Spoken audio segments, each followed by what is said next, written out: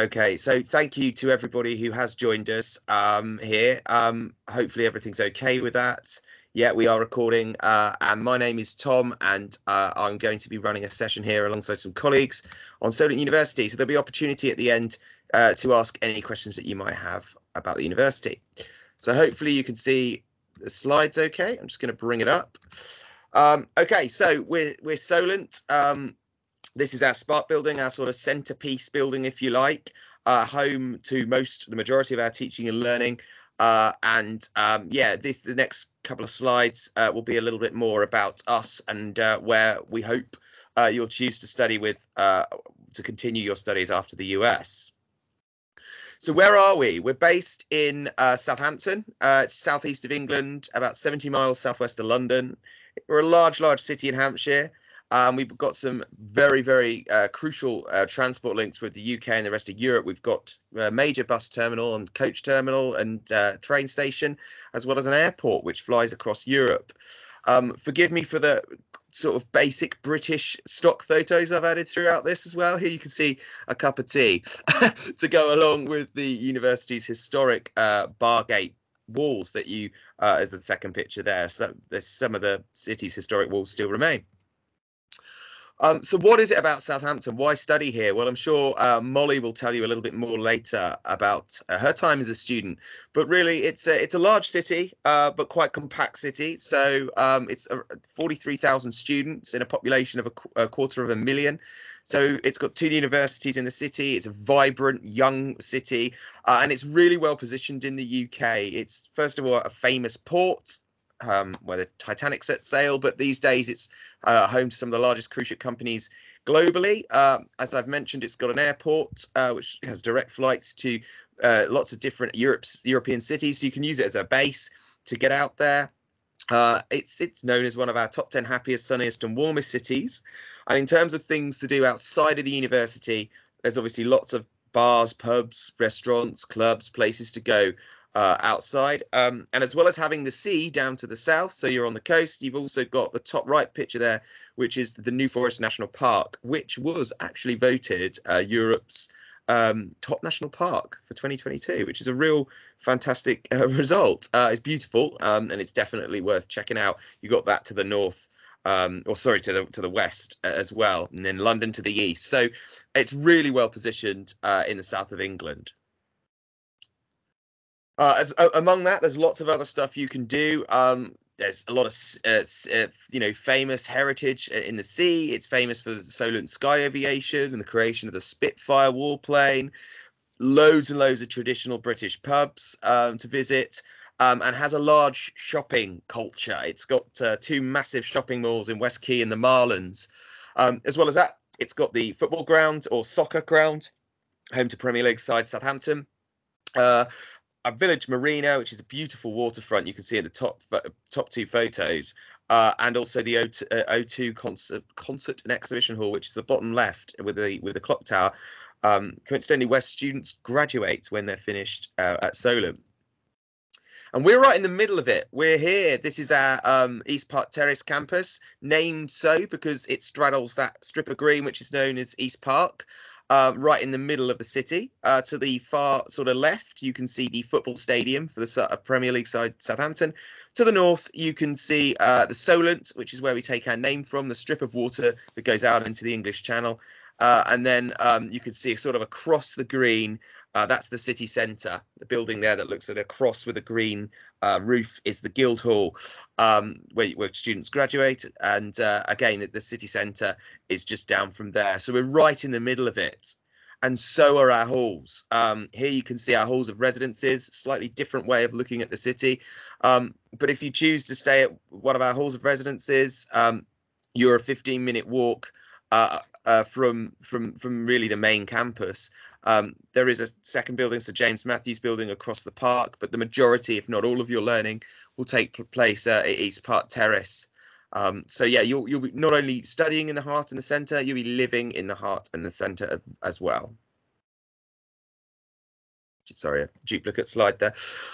So why study what we call a world ready degree? Well, we've got Anya and we've got Kelly and some other academic colleagues here to tell you about our degree programs. But essentially what we mean by world ready is that our teaching and learning goes beyond the initial sort of classroom base. We try to make our studies as engaging and active as possible. We do that through our links to industry, allowing you to gain meaningful experience in your chosen field, coupled with our state-of-the-art facilities on campus, even from the state-of-the-art Solent Sports Complex, which I'm sure you've done a bit of research or heard a bit more about, to whatever you choose to study and the facilities that you'll have on offer there.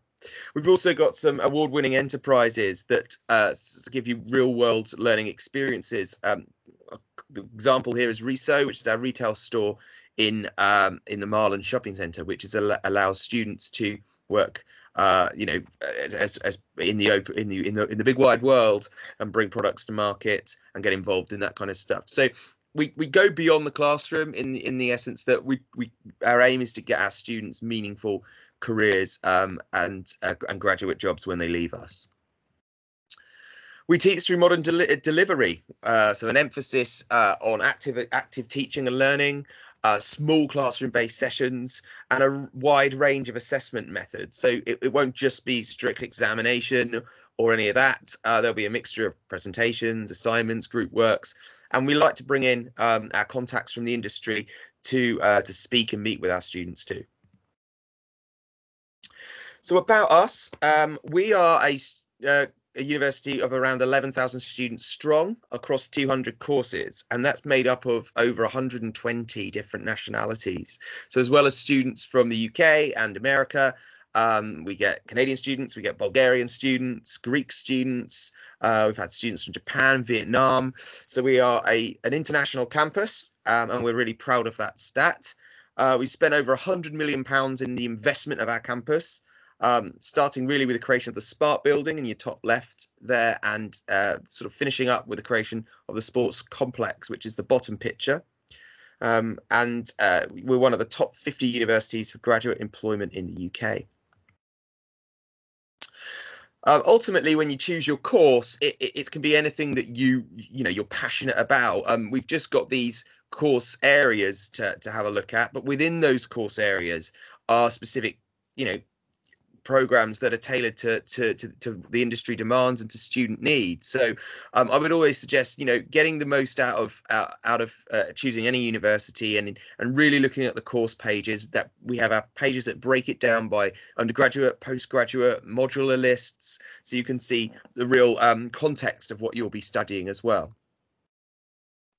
I touched on the facilities, and again, these range from the more what we call like global or a broader facilities such as the Spark building and the Sports Centre, to some of the television studios, the Atmos 3D cinema, the FA accredited sports facilities, in-house composite labs, mute courtrooms. It really depends what subject you want to apply yourself to. But in terms of more general, you can see some of our lecture theatres as well in the Spark building. And again, the facilities in the Spark are state-of-the-art teaching and learning space for you to study in as well. A little bit more then on some of the facilities within different subjects. Okay, so course fees and funding. Undergraduate courses are £14,250 per year. And postgraduate do differ by course, but it's between £13,700 and £15,900 per year. We have students on US federal aid, FAFSA, and I've got Joanna here to talk a bit more about that process if we do have any students looking to join us using federal aid as well. That fee and funding, the course fees, the tuition is pretty much in line with most UK universities. I'm sure Harry, the guys at Play Overseas, has already filled you in on the academic entry requirements of what you might need. But in general, these are our undergraduate requirements. We can take your high school diploma GPA, and then we're quite flexible. We can either look at SATs, ACTs, APs, or IB certificates, or even AS levels. What I say to students is, if you're interested, speak to us if you're unsure if you meet that criteria. And we can see how we can work it and see what your experiences are as well, particularly for postgraduate students. We do look for a US bachelor degree at a GPA of 275, but we may consider lower than that if you've got relevant experiences. And there's foundation qualifications and top-up entry here. I'm not sure if anybody joining will be looking on that, but that's listed for you as well. So we offer scholarships, and again, Paul works with a lot of our students to look really at the Solent Sports Scholarships, the Scholarship Awards, which is the bottom one there. And again, Paul will be able to talk to you a little bit more about those. In terms of academic scholarships, we offer the top one, which we refer affectionately to as IAMS, and can be between £1,000 and £2,000, and the VC scholarship and the Dean's scholarships are slightly more. So there is support available beyond federal aid to help pay for your tuition. But I imagine the majority of you will be looking at that Solent Sports Scholarship, wanting to know a bit more about it if you already don't have the information.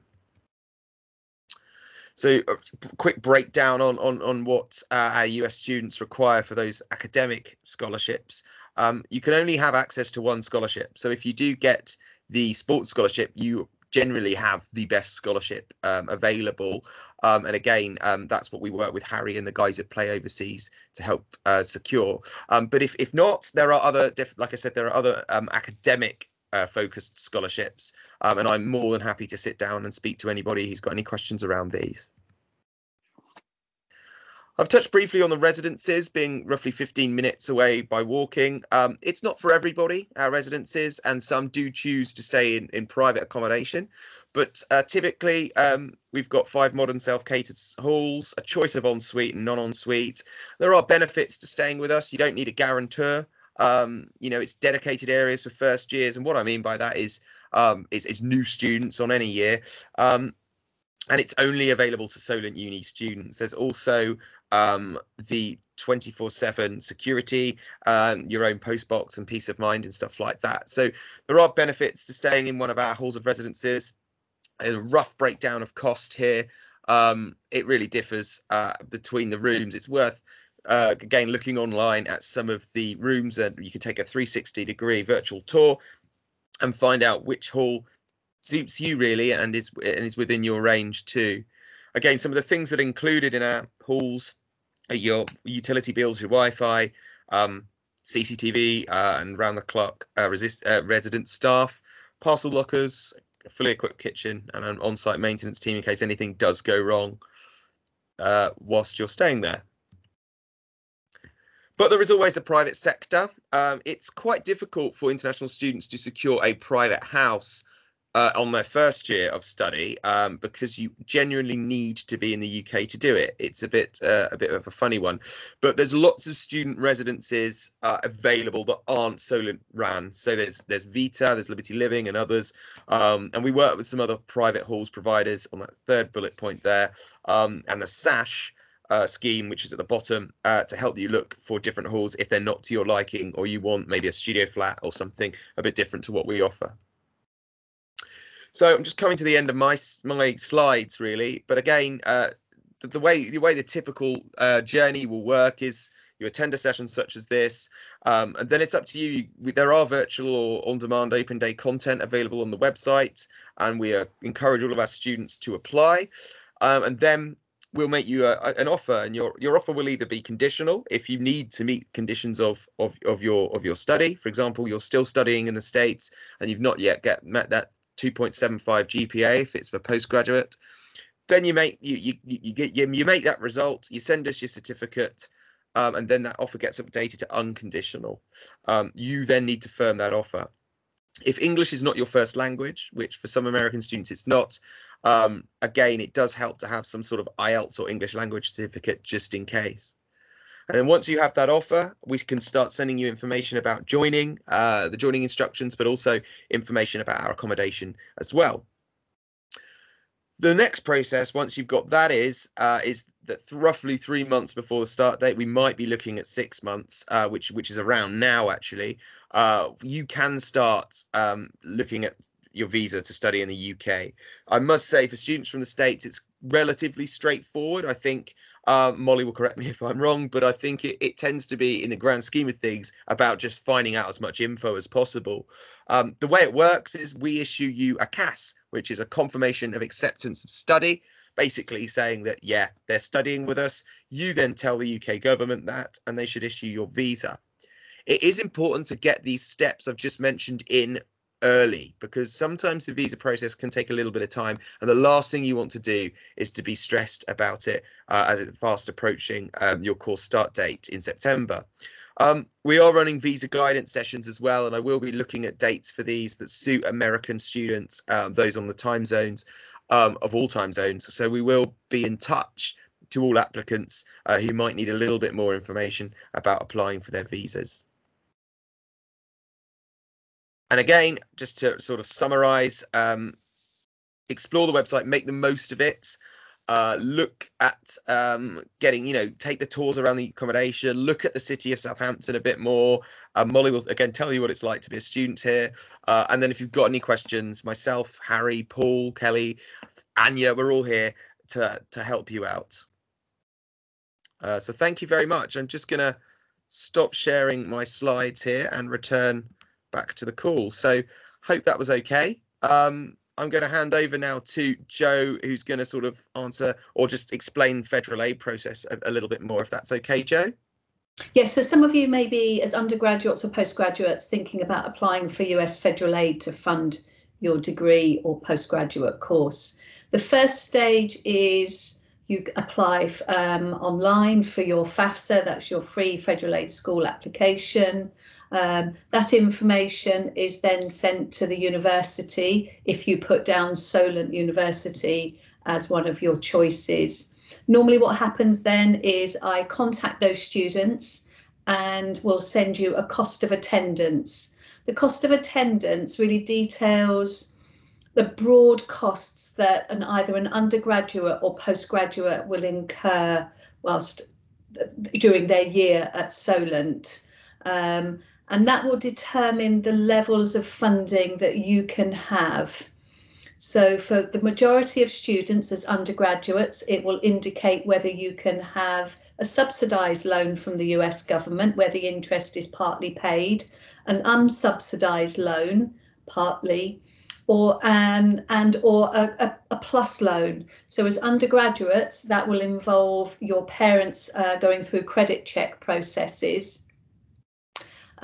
So the majority of the time, undergraduates can access up to around $45,000 of funding, depending on your circumstances and your estimated family contribution, that sometimes parents, that will affect it. As postgraduates, it is slightly different. The majority of students will have access to an unsubsidized loan of around $20,500 US, plus again a plus loan, but the credit checks for parents aren't required on that. That's based on the graduate student. We have a guide to the process, and I can send that to any student who's interested in, and arrange a Teams call with you just to go through the process so that you understand it, and to try and make the transition as smooth as possible for you. So I work with both Harry, if you're coming through Play Overseas, and Paul, if you're on a sports scholarship as well. So it tries to provide kind of a bit of a joined up approach to support you in your application. Thanks, Joe. And I'm going to now hand over to sort of Molly to sort of explain just very briefly, Molly, about your journey to Solent and what you're enjoying about it. For those of you who want to see more of Molly, she is also on the United States Solent Uni page. So you can just Google USA Solent Uni and you'll get a video of some of our American students that have helped provide some information that all students that have come over on the sports programs. But there's also a one-to-one video with Molly. So Molly, yeah, if you want to just explain very briefly your journey to Solent, that'd be great. Yeah, you just can't get enough of me on all the Solent pages. No, I'm just kidding. Yeah, so being here current day, so I'll just say I was supposed to be here a year ago, so I was really involved with Solent for a long time, and I got to learn about it, and I'm honestly super satisfied, over like way above I was when I came here. As for school, I love my master's. It's more independent research than the States would be. So coming from the undergrad States, you do a lot more stuff in class, and you work with, not that you don't work with your professor a lot here, but you do a lot more in-class things like that. But here's independent research, so, which is good. It took a little getting used to, I'm not gonna lie, but once I got into it, I felt like I'm getting a hang of it and starting to get my modules done, and I'm excited to do a dissertation on a topic I've always wanted to do. So I feel like it's a cool opportunity that I thought I had to wait for a PhD to get. So I think that's cool. As for the HBA program in sports, probably one of the best I've been treated ever in any athletic realm I've been. I've always wanted, I don't know, I'm from a Division III NCAA, so we were student athletes. We didn't get paid for, or we didn't get any scholarships for athletic ability, which, you know, you work just as hard as any other athlete. So I think that's a really cool opportunity, and to have the opportunity for a scholarship to play for a team and to represent a club is really cool. And I feel really grateful for how well I'm being treated. I have a physio, a trainer, and a support specialist with Kelly, and that trio right there is probably the best trio I've ever had to help me mentally, physically, and they're helping me a lot now too, with my season almost being done, and they're going to help me continue to train my body in the next few months as I finish my my master's. Hopefully that got it all, Tom. Thank you very much. That's great. Did we have any questions at all, or did anyone on the talk want to add a little bit more to the discussion? Can I just make a comment, Tom? Of course. Just looking at one of your slides earlier on, which referred to actually our UK bursaries for scholarship athletes. So Molly's on a different offer, so she's on a tuition fee waiver scholarship. But most of the applicants that will be receiving this video or on the call now will know that, because I've spoken to them well anyway. So it's a tuition fee discount, not a cash bursary award as we do with the UK applicants. Yeah, thanks, Paul. That's a really good comment. Yeah, it's all paid as a discount for your tuition when you receive the scholarship. Okay. Anybody else to ask any questions? Do we have any questions from any of the attendees here today? Or I mean, you're welcome, if you don't have any at this stage, to email Paul, myself, Harry. We're all here to help, and we look forward to seeing you join us at some point. For those who are joining the recording, if you do have any questions, please get in touch. I hope it was informative and gave you a bit more of an insight into us as a university and studying in the UK on the whole. Yes, Molly. Tom, if any of the American or Canadian or whatever area this is, if they need to ask me any questions, you can feel free to give them my my student email from Solent. I'd be happy to answer any questions. Very helpful. Thank you as ever. So yeah, thanks for joining. And we look forward to hearing from you soon. Thank you so much to the guys who have joined, colleagues, and to Harry who have joined as well. And have a pleasant evening. Thank you. Take care. Thank you, Tom. Thank you, everybody. Cheers. Thanks. Thanks, guys.